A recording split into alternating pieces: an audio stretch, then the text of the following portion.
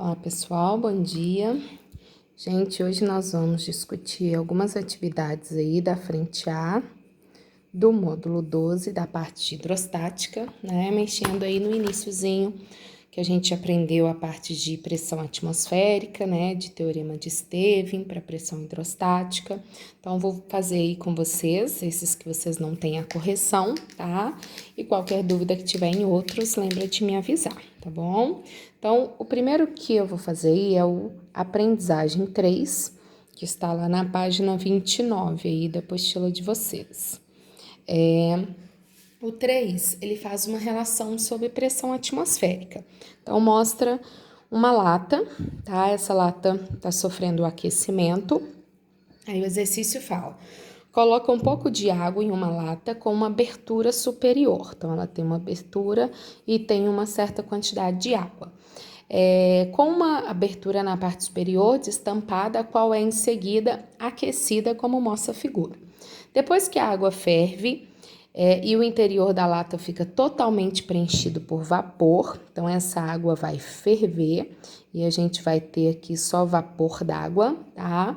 Esta lata então tampada, ela vai ser vedada, tá? Então antes a gente tinha ação aqui da pressão atmosférica. Quando você fecha, você não tem mais a ação da pressão atmosférica agindo dentro da lata, né? Então antes ela entrava aqui no buraquinho, então ela conseguia agir tanto de fora para dentro quanto de dentro para fora, né? Porque o buraquinho estava aberto. A partir do momento que fecha, a gente só tem a pressão atmosférica atuando de fora para dentro. Então, como ela não vai conseguir atuar dentro da lata, né? Porque fechou, só vai ter a pressão atmosférica atuando de fora para dentro. Aí, logo depois, despeja-se água fria sobre a lata, né? Então, a gente sabe o quê? A temperatura vai diminuir, esse vapor, né, diminui a temperatura, então ele ocupa menos espaço, certo? Se aqui, gente, no caso, analisando a situação interna primeiro do vapor, ele vai diminuir temperatura, né? Automaticamente a gente vai ter também uma diminuição da pressão interna da lata, né? Porque diminuir a temperatura vai diminuir a pressão interna da lata, tá? E aí, analisa-se que observa-se que ela vai contrair bruscamente, certo? Por que que ela contrai bruscamente? Tá? O que está acontecendo? Como a pressão interna diminuiu, a pressão atmosférica está atuando, né? A pressão atmosférica está atuando do lado de fora. Então, essa pressão atmosférica, gente, ela é maior que a pressão interna. Então, o que esmaga aquela lata ali, na verdade, é a pressão atmosférica. O fato da gente vedar a tampa, a pressão atmosférica não consegue equilibrar de dentro e de fora. Então, a gente só vai ter pressão interna e a externa. Como a interna diminuiu devido ao resfriamento, a pressão atmosférica atua, ficando maior, ela atua de forma a esmagar aquela lata, certo? Então, é isso que a gente está analisando nesse exercício. Aí, olha, com base nessas informações, é correto afirmar: a água fria provoca uma contração do metal das paredes da lata. No entanto, né, ela não chega a contrair a ponto de esmagar. A lata fica mais frágil ao ser aquecida, também nada a ver. A pressão atmosférica esmaga a lata, sim, porque ela fica maior que a interna. O vapor frio puxa as suas paredes para dentro, nada a ver, né, gente? O vapor não vai puxar parede nenhuma. Então, o que está acontecendo aqui, na verdade, é alguma coisa de fora, que seria a pressão atmosférica empurrando, pelo fato dela estar maior do que a pressão interna na lata, tá bom? Ok? Então, essa foi a número 3. A próxima aí é o proposto 1. Então, vamos lá. Proposto 1, a gente tem um exercício de vasos comunicantes, em que a gente tem dois líquidos ali de densidades diferentes. Então, a gente sabe que quando tem densidades diferentes, eles vão ter nível, vai assumir um nível diferente, né? E a gente também aprendeu na nossa videoaula que aquele que fica num nível mais elevado, ele é menos denso. Aquele que fica no nível mais baixo, ele é mais denso, né? Então, a gente já tem essa relação aí para a gente analisar.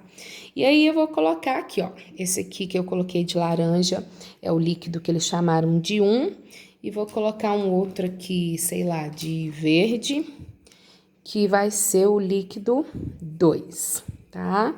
Então, a gente tem o líquido 1 e o líquido 2. Aqui a gente tem uma coluna de 12 centímetros do líquido 2, e aqui a gente tem uma coluna de, pegando no mesmo nível, né, 16 centímetros do líquido 1. Então, o que eu expliquei para vocês?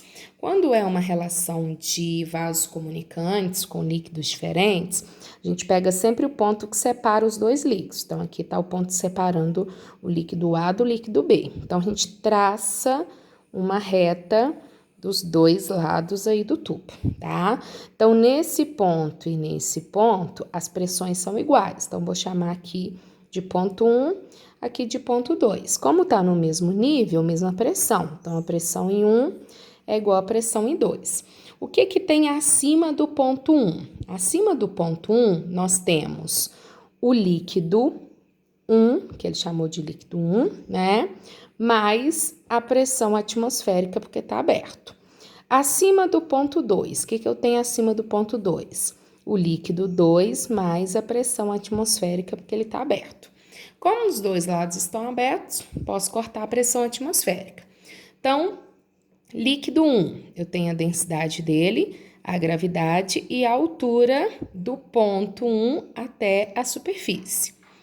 E o líquido 2, eu tenho a densidade dele, a gravidade e a altura do líquido 2 do ponto até a superfície, né?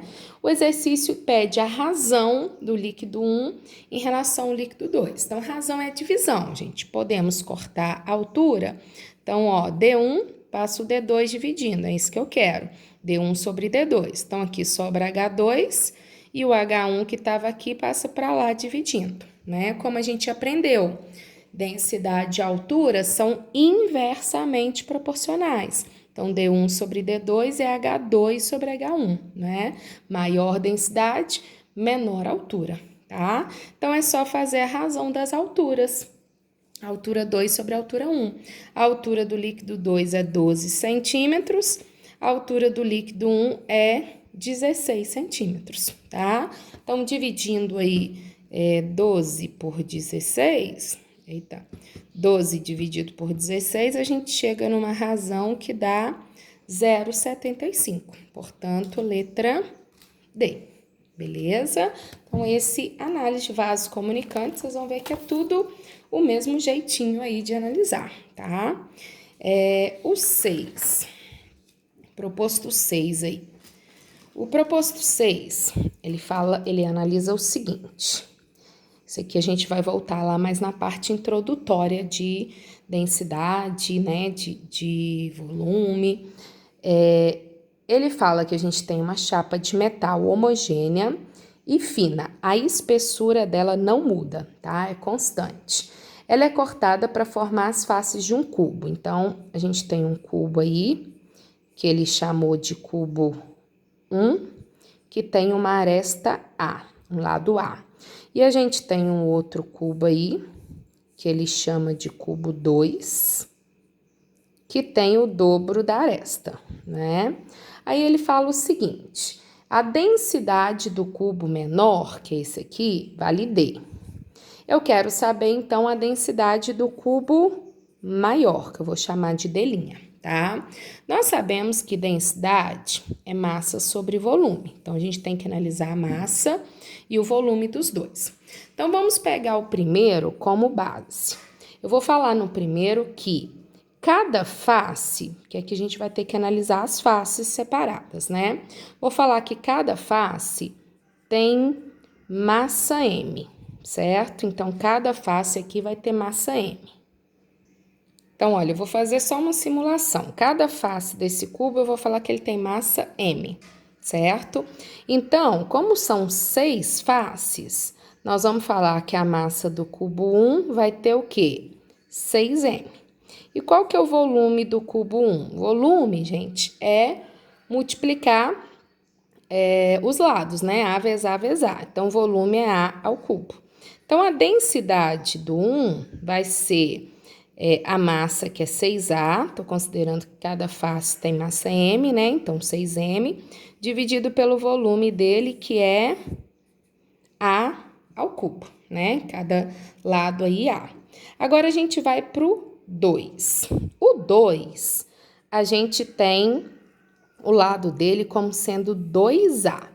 Então, a gente tem que tomar muito cuidado, principalmente na massa. O volume não é tanto não, porque o volume é uma relação que a gente mexe mais, mas tomar cuidado na massa, né?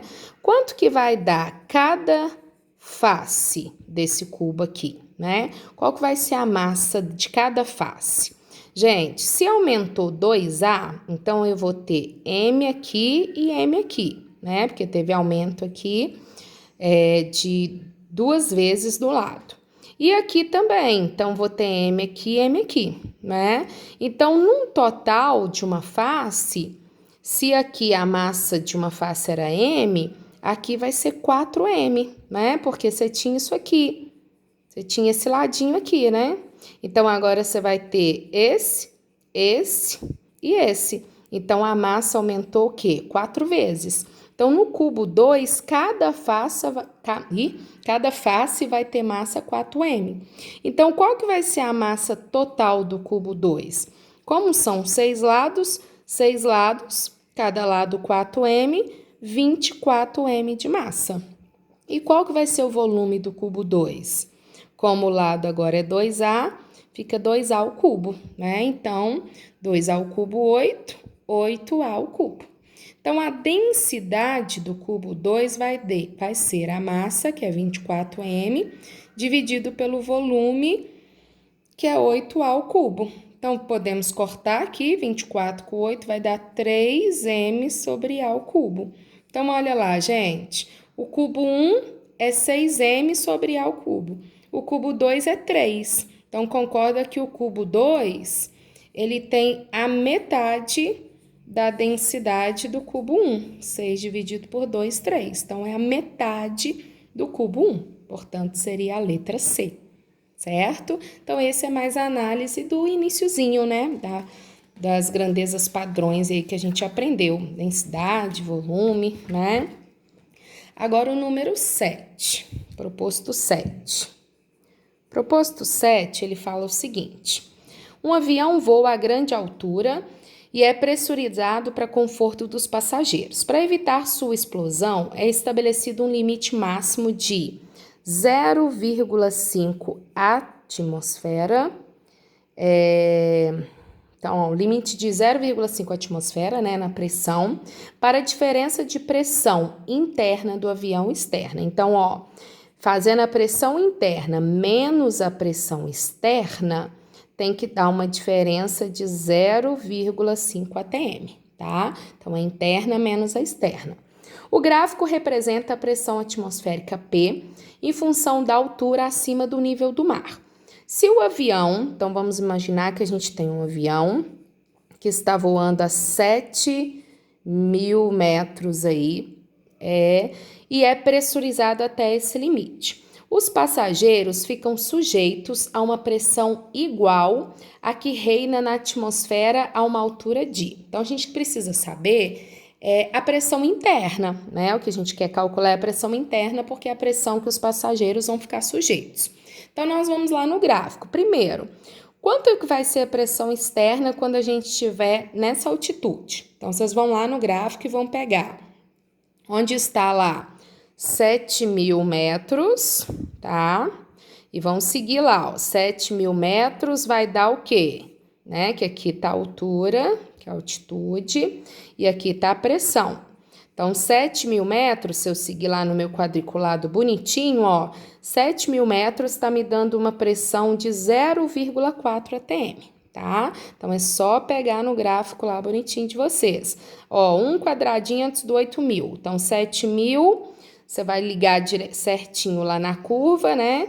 E vai chegar em 0,4. Isso quer dizer que a 7.000 metros, a pressão externa é de 0,4 atm. Então, nós vamos descobrir a interna. Interna menos externa tem que dar meio, que o exercício falou. Então, a interna vai ser meio mais a externa, que é 0,4. Então, as pessoas lá dentro vão ficar sujeitas a uma pressão de 0,9 atm. Tranquilo? Então, essa é a análise do exercício, calcular a pressão interna. Só que ele não pediu a pressão interna, né, gente? Ele pede em qual altitude a gente estaria para sentir essa mesma pressão. Então, a gente volta no gráfico e lá no gráfico a gente procura. Onde que está uma pressão de 0,9, que é a que os passageiros vão ficar sujeitos? Tá lá em cima, né? Pertinho do 1 lá, 0,9. Então, vocês vão 0,9, pega na curva e desce. E vê qual que é a altitude que nós vamos estar. Então, nós vamos estar, quando vocês pegarem lá, ó, uma altitude de 1.000 metros com essa pressão de 0,9 atm. Ok, gente? Então, aqui, primeiramente, era calcular a pressão interna que os passageiros estariam sujeitos, tá? E depois voltar no gráfico novamente. Joia? O próximo que eu marquei para a gente resolver, discutir, foi o 9. O 9 a gente tem um exercício de vaso comunicante. Então, a gente tem aí 4 vasos, né, de formatos diferentes.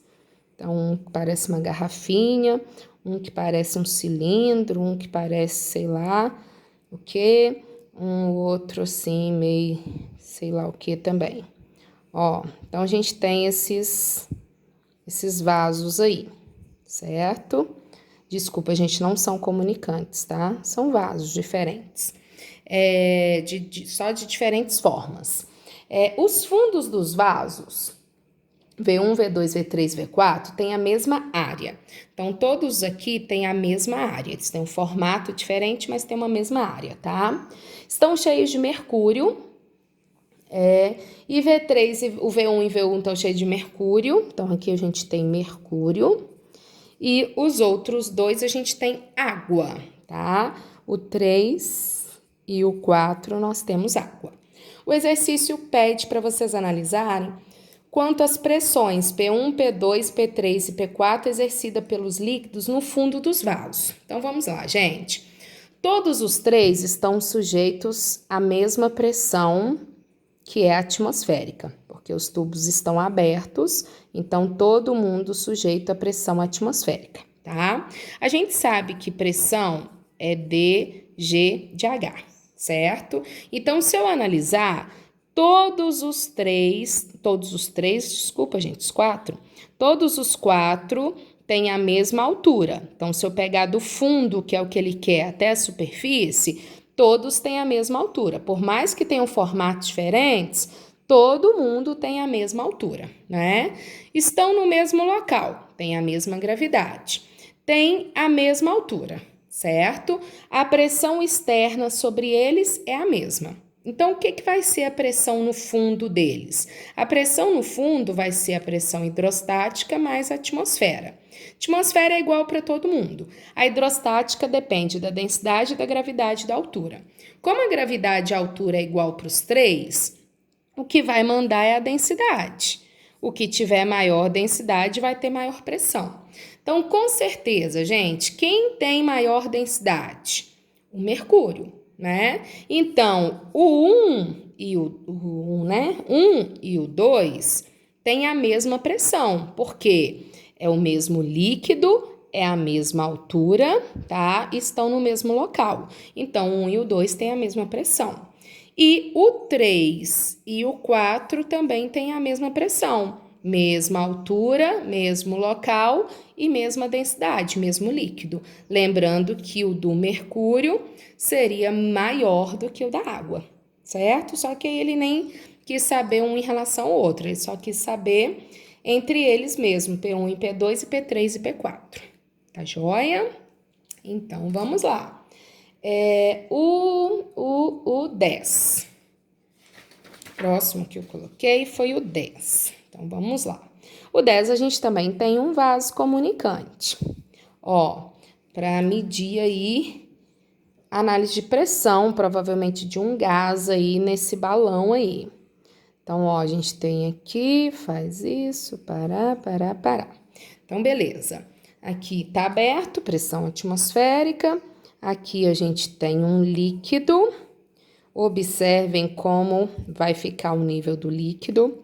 Então, nesse vaso comunicante, a gente tem um único líquido, tá? Recipiente ilustrado contém água, certo? A gente sabe que pressão é densidade, gravidade é altura. Então, a densidade é a mesma, só tem água, né? A gravidade é a mesma. A altura está diferente. Se a altura está diferente, é porque a pressão é diferente. Tá? Então, aqui do lado de cá, vocês concordam que está fechado. Então, aqui eu tenho um gás qualquer, né? Ou até mesmo um vácuo, a gente não sabe o que é, mas eu tenho alguma coisa aqui que não é o ar, tá? E aqui tá aberto, então aqui tá atuando a pressão atmosférica. Então, do lado de cá aberto, atua a pressão atmosférica. Do lado de cá, tem alguma coisa ali que está exercendo pressão que a gente sabe que não é o ar, mas tem alguma coisa, algum gás ali, tá?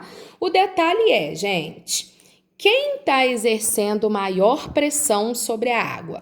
A atmosfera ou o gás? Fica bem claro para a gente analisar isso. Olha lá.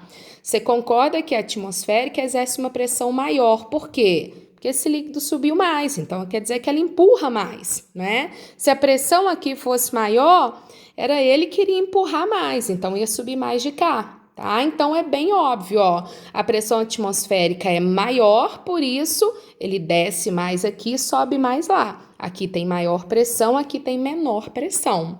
Então eu sei que a pressão em A é maior que a pressão em B, né? Então ele quer saber a pressão em B é maior que a pressão em A? Não, é menor, né? Senão ia empurrar mais a água para baixo. É maior que C? Não, pressão em B e C, gente, é a mesma coisa, que aqui está o gás, né? Então, em B não seria maior que em C, não, porque aqui é o que está ali, né? Que seria o vácuo, sei lá se é o gás, o que que é. Maior que D? Cadê o D? O D tá lá embaixo, tá? Então, a pressão em B seria maior que em D? Também não, que em D eu vou pegar toda a coluna, pego o gás mais o líquido, né?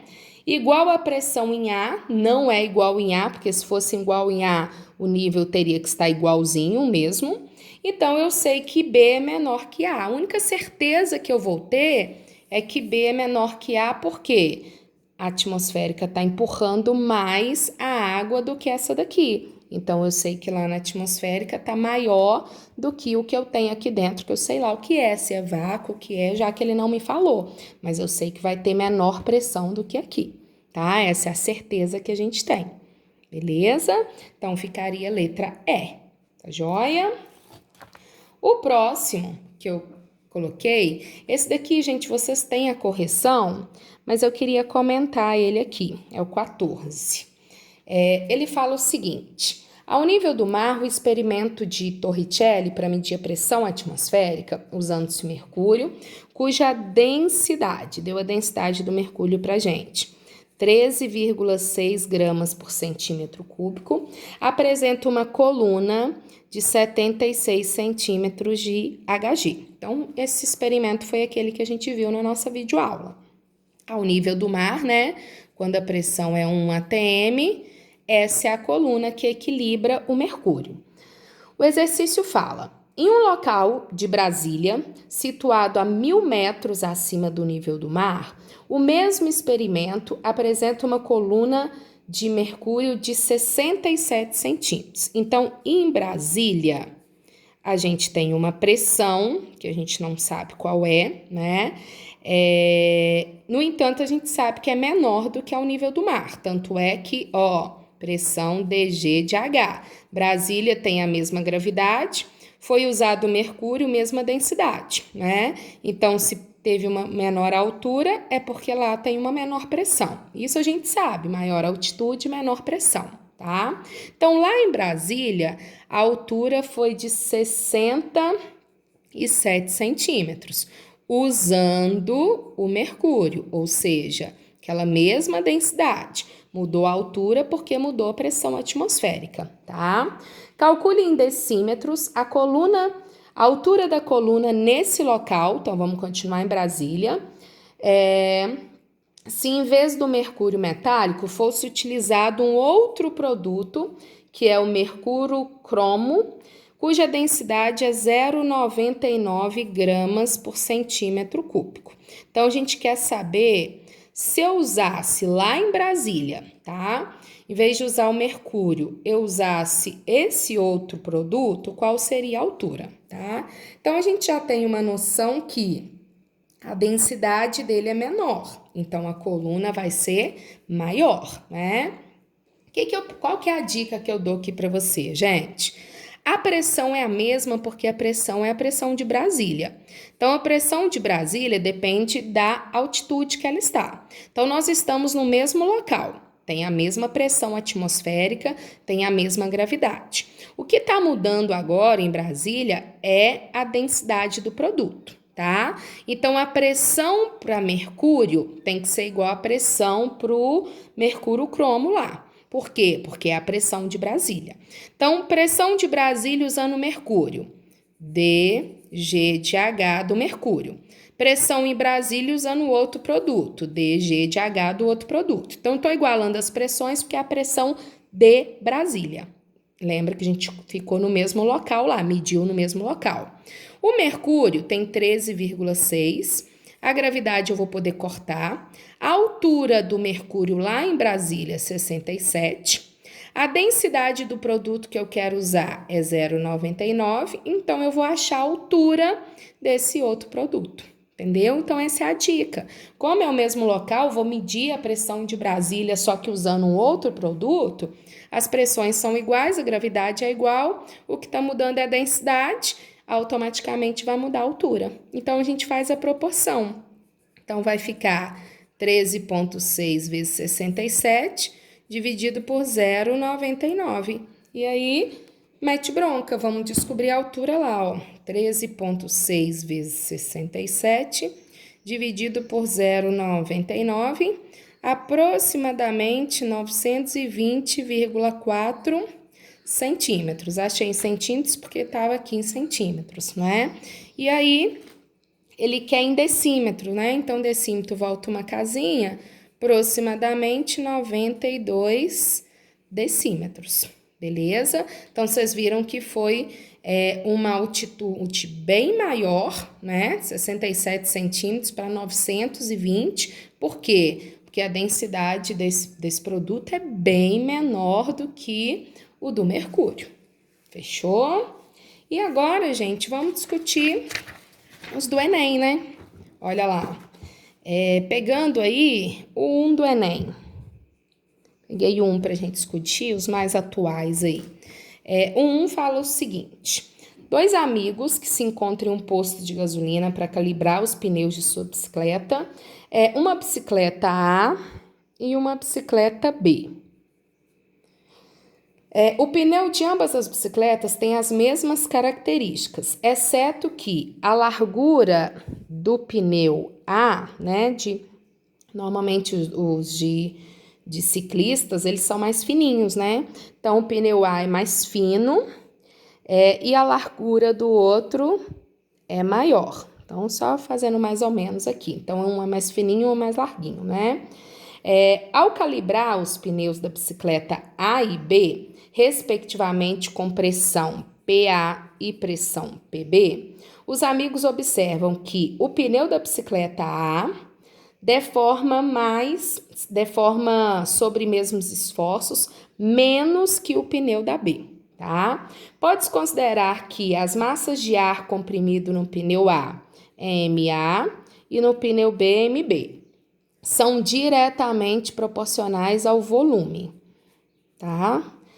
Comparando as pressões e as massas de ar, vamos ter. Então, vamos lá, gente. Primeira pressão. Pressão é força sobre área, tá? O exercício tá falando que submetendo as duas ao mesmo esforço, ou seja, uma mesma força, a A deforma menos que a B. Por que que a A deforma menos, gente? Ela tem menor área, tá? Então, ela vai exercer maior pressão. Então, para o mesmo esforço, ela vai estar exercendo uma pressão maior, por isso ela deforma menos. Então, de cara, só pela análise da área, eu sei que a pressão do A é maior que a pressão do B, tá? Então, a gente já elimina A, elimina D. Ficamos com as outras três. Agora, eu vou analisar a massa. Gente, o volume desse pneu, concorda que o volume eu vou multiplicar 3 dimensões, é a área vezes a espessura, né? Lá em cima fala para vocês que a única característica que muda é a largura, tá? Então, se a largura está sendo menor, o volume automaticamente ele vai ser o quê? Menor, né? Então, a A tem menor largura, que é uma das medidas. Volume é multiplicar as 3 medidas, né? Então, se uma das medidas está sendo menor, é porque o volume da A vai ser menor que da B. Como o volume está direto com a massa de A é menor que a massa de B. Então, a gente finaliza com a letra B, tá? Então, a primeira coisa é analisar área para o mesmo esforço, ou seja, a mesma força.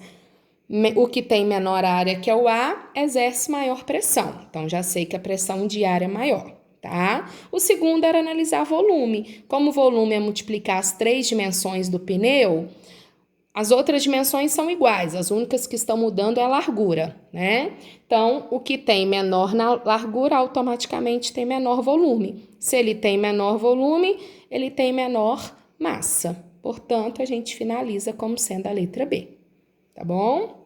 E o outro, o 2 também, olha, que eu escolhi para a gente trabalhar aí. O 2 é assim, é bem mais matemático, né, do que analisar em si a pressão, que é mais uma análise de gráfico aí, mas o Enem adora que vocês saibam analisar gráficos, né? Então, olha lá. Ele fala o seguinte: lendo o manual de uma ducha que acabou de adquirir, observe o gráfico que relaciona a vazão da ducha com a pressão, medida em metros de coluna d'água. Então, a unidade, olha que bacana, a unidade da pressão aqui, ela está em metros de coluna de água, né? É o que a gente falou muito na nossa videoaula. Cada 10 metros de água aumenta um ATM. Então, a gente está tendo uma medida aí de 10 metros de coluna de água, né? Se a gente tivesse metros, tá? Então, aqui, em vez de utilizar ATM, milímetros de HG, né? Milímetros de mercúrio, a gente está utilizando uma coluna em metros, né? Uma medida de metros aí de água, tá? Então, por exemplo, se eu tivesse lá 10 metros, ia dar 1 ATM. Se eu tivesse lá 20 metros, 2 ATM, né? Relacionando com ATM, tá? E ele faz essa análise da pressão com a vazão da ducha. A vazão tá dando em litros por minuto. Nessa casa, a gente tem 4 pessoas. Então, vamos tirando os dados para não esquecer. 4 pessoas. Cada uma delas toma um banho por dia que dura 8 minutos. Então, 4 pessoas tomando um banho de 8 minutos, a gente tem um total de 32 minutos de banho, né? Aí o exercício fala, gente, a ducha é instalada um ponto a 6 metros abaixo do nível da lâmina d'água. Então, vocês vão lá. É uma coluna de 6 metros de água.